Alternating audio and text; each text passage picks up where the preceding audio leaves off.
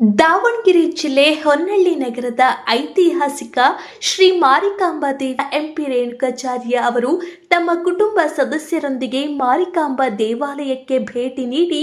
ದೇವಿಯ ಸನ್ನಿಧಿಯಲ್ಲಿ ವಿಶೇಷ ಪೂಜೆ ಸಲ್ಲಿಸಿದರು. ಹೊನ್ನಳ್ಳಿಯ ಮಾರಿಕಾಂಬಾ ದೇವಿ ಜಾತ್ರೆ ಎಂದರೆ ಕೇವಲ ಧಾರ್ಮಿಕ ಆಚರಣೆಯಲ್ಲ,